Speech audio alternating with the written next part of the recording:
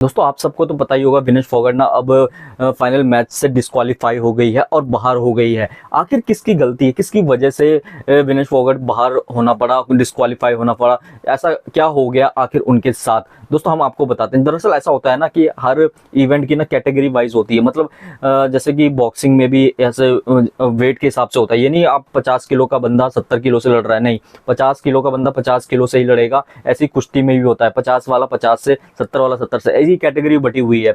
तो ना ये चीजें होती है। तो जो फाइनल मैच था वो 50 किलोग्राम कैटेगरी का था विनेश फोगाट का।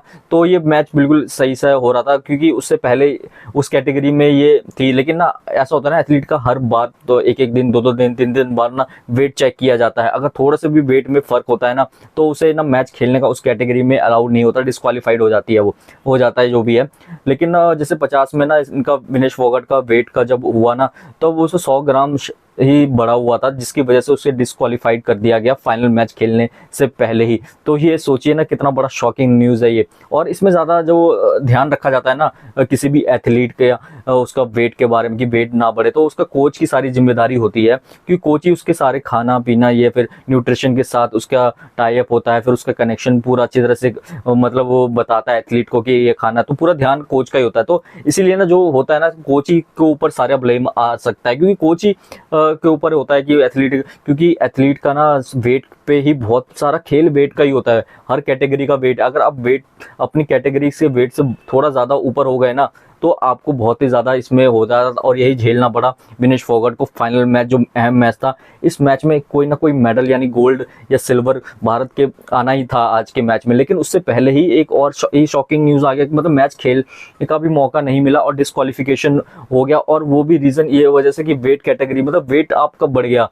और ये यार एथलीट के लिए सबसे मेन अहम चीज़ यही होती है ना, अपने वेट पे कंट्रोल करना। जिस कैटेगरी में आप लड़ने आए हो उस कैटेगरी में आपका वेट ज़्यादा ना हो जाए, उसमें आप रहो, एप्लीकेबल हो या ना हो। तो कोच पे यह सारा होता है यार। कोच मतलब इस लेवल पे आपसे इतनी बड़ी चूक कैसे हो सकती है? तो कोच पे भी सारे सवाल जाते हैं कि इसमें कि यार कोच को सारा ध्यान रखना पड़ता है ना कि एथलीट का, कि उसका क्या खा रहा है, इससे ज़्यादा वेट ना बढ़ रहे, क्योंकि सब कुछ सब न्यूट्रिशन में होता है कि आपका किसे खाने से आपका वेट ज़्यादा बढ़ेगा, जिसे खाने से आपका वेट नहीं बढ़ेगा। तो वो चीज़ सारा काम कोच का होता है। एथलीट बस अपने फोकस करता है अपनी प्रैक्टिस के लिए और सब कुछ, और सारा खाना पीना या फिर उसका सब कुछ ध्यान उसका कोच को होता है, जो और जो उसके साथ स्टाफ होते हैं, असिस्टेंट कोच या और भी जो भी होते हैं, सब उनका ध्यान होता है न्यूट्रिशन का। लेकिन ये बहुत बड़ी चूक हुई है और इसका खामियाजा एक मेडल या फिर गोल्ड मेडल से हम कह सकते हैं उससे भुगतना पड़ेगा विनेश फोगाट को या फिर पूरे भारत को, क्योंकि एक गोल्ड मेडल की अहमियत बहुत ही ज़्यादा होती है यार किसी भी ओलंपिक में। तो वही है ना, पहली बार था कोई